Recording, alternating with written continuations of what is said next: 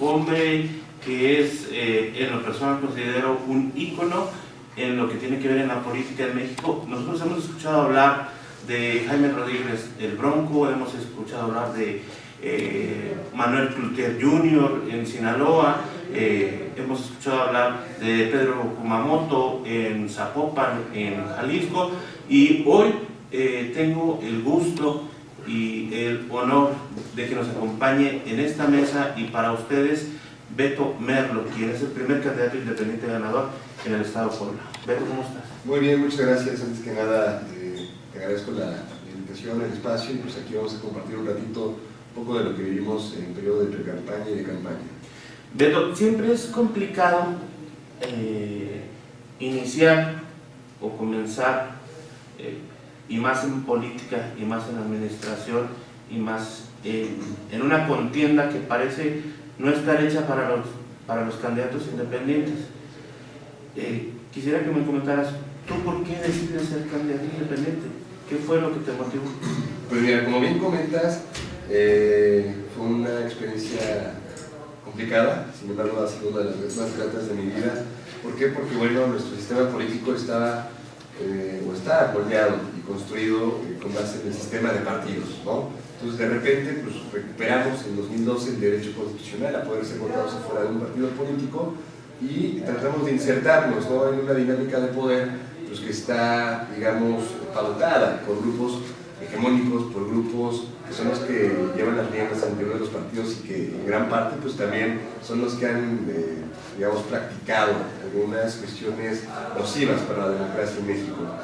Efectivamente pues fue picar piedra, ¿no?, porque se trató de abrir un nuevo sendero en esta democracia que son las candidaturas independientes, y nosotros consideramos que era muy importante que pudiéramos hacer esto porque quisimos reivindicar el derecho a poder votar, pero también ser votado y que no fuera a través de un partido político. ¿Por qué? Porque bueno, yo creo que la gente hoy en día no se siente representada por las opciones que se presentan, por así decirlo, en las boletas electorales cada elección, ¿no? Esas ofertas, esas opciones que son las tradicionales y que siempre vemos. Entonces me parece que era más que justo y necesario empezar a darle a la gente nuevas alternativas que no tuvieran que ver con proyectos ligados a partidos políticos, sino más bien que la propia gente pudiera empezar a incidir en la política por iniciativa propia. A ver, Beto, ¿qué tienes tú que no pueda tener un candidato de un partido político? No es tanto que tenga yo, porque no me gustaría ensalzarme, ¿no? Yo creo que son más bien cuestiones complementarias. Los partidos políticos enarbolan discursos e ideologías determinadas. En el caso de tu servidor, nuestra ideología y nuestra base fueron los derechos humanos. Creo que más allá de izquierda o de derecha, eso es algo que nosotros necesitamos tener en toda democracia, porque sin derechos humanos estarás de acuerdo que no hay democracia, ¿no?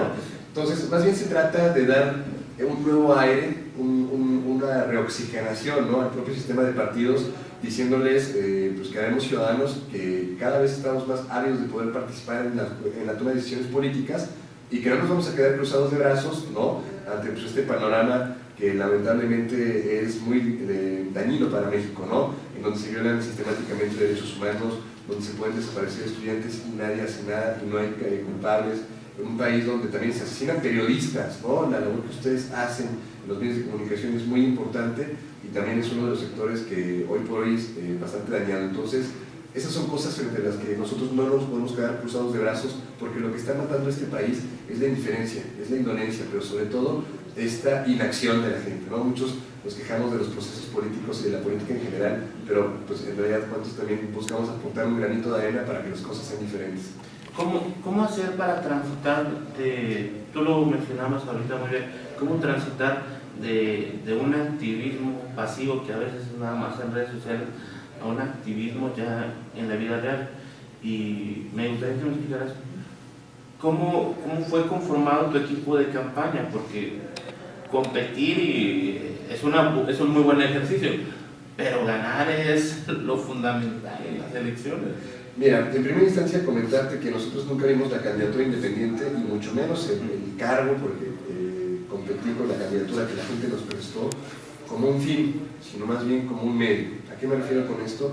Que tú dices, bueno, pues cómo salir de este activismo pasivo, ¿no? Cómo pasar de las redes sociales cibernéticas a las redes sociales en tierra.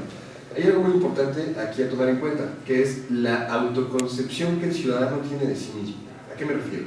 Cuando nosotros nos enfrentamos al proceso electoral, lo que pudimos diagnosticar es que la gente no se siente capaz, ni con el poder, de transformar la realidad en la que vive.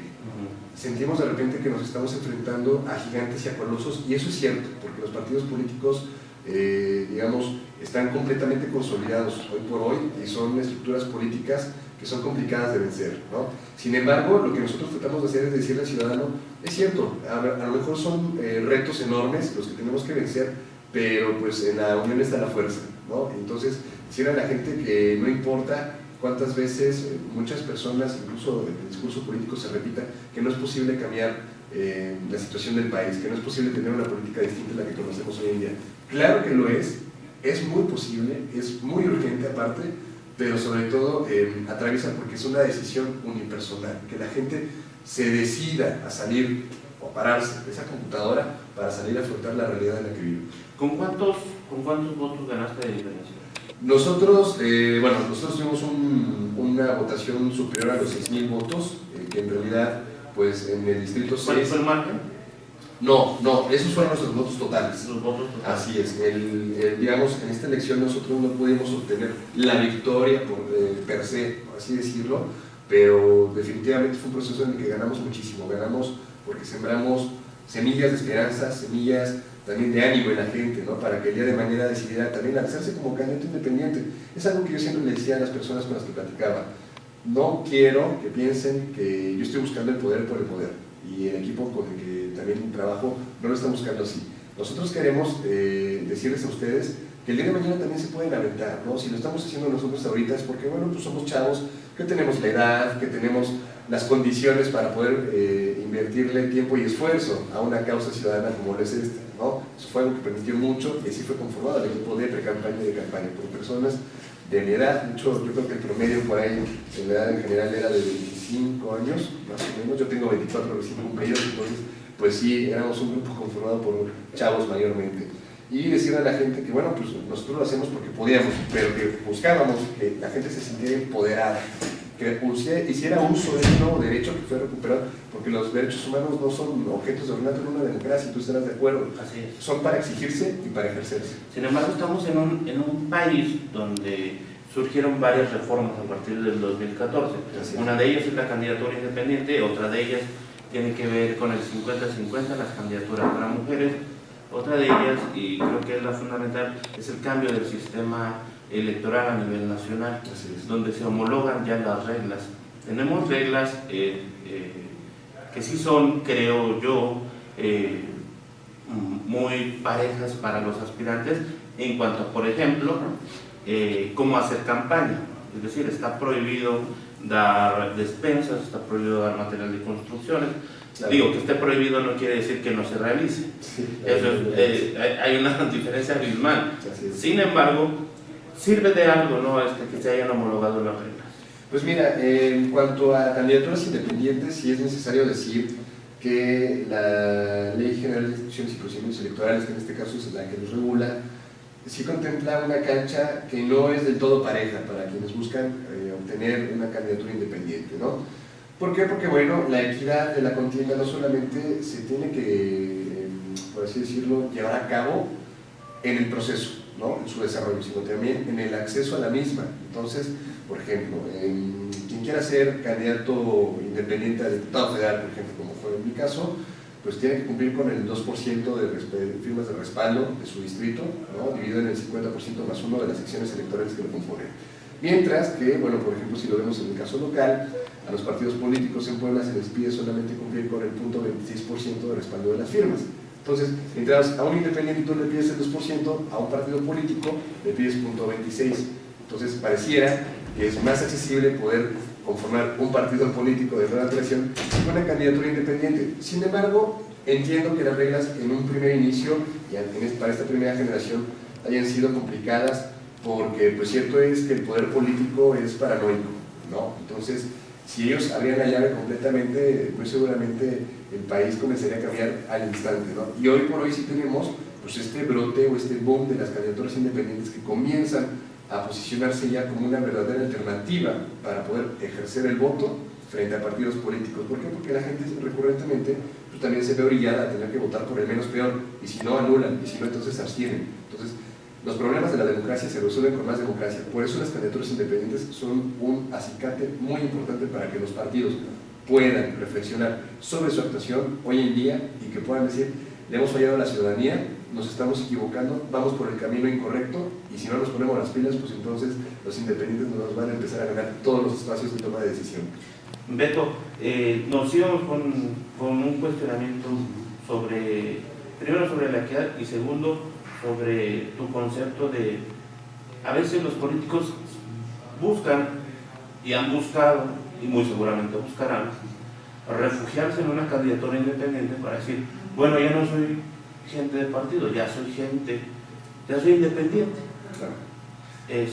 Ya soy ciudadano de nuevo, porque también a veces las categorías son diferentes, es ciudadano, independiente, bueno, candidato independiente y partido político, y la verdad, honestamente, creo que al final es muy difícil engañar a la ciudadanía, es muy difícil que la gente no sepa, es muy difícil ser deshonesto.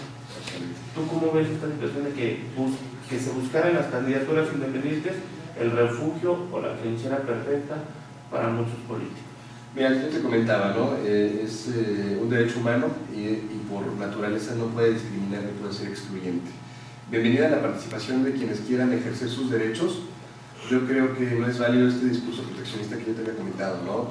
Es que subimos los requisitos a los candidatos independientes, casualmente fue en 12 de los 13 estados que van a tener renovación en la gobernatura, ¿no? En política no es coincidencia.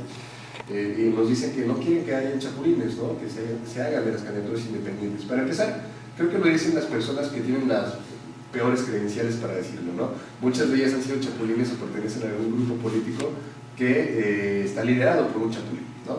Y segundo, no es posible que nuestros legisladores sigan pensando que necesitamos como de su tutela. ¿A qué me refiero con esto? Que ellos tienen que protegernos, ¿no?, de estos malvados chapulines. ¿Por qué? Porque hay algo que tú comentabas y que es bien cierto. A la gente ya no se le engaña tan fácil. Desestiman, por supuesto, entonces, el buen juicio y el buen criterio que el ciudadano pueda tener para aprender a distinguir qué proyecto es verdaderamente independiente y qué proyecto no es independiente, o que está disfrazado de independiente, pero que de fondo pues tiene un asunto partidista. Es un proceso de maduración, y yo así lo veo, que tenemos que asumir en esta democracia. ¿Por qué? Porque no solamente tenemos que seguir generando el pensamiento crítico hacia las candidaturas independientes, sino en general. Y ojo, yo tampoco estoy a favor de esta postura que piensa que las candidaturas independientes son la panacea y son el estado puro de la política. Creo que el pensamiento crítico tiene que ser parejo para todos. A una candidatura independiente se le cuestiona tanto y se le debe cuestionar tanto como una de partido político. Y sobre lo que me comentabas de paridad de género, ¿no? Híjole, el tema es ampliamente debatible, ¿no? Bueno, yo te lo puedo abordar desde la trinchera en la que yo estuve, por ejemplo. Para candidaturas independientes, las fórmulas, por ejemplo, en el caso de la elección a diputados federales, tienen que estar compuestas por personas del mismo género. Del mismo género.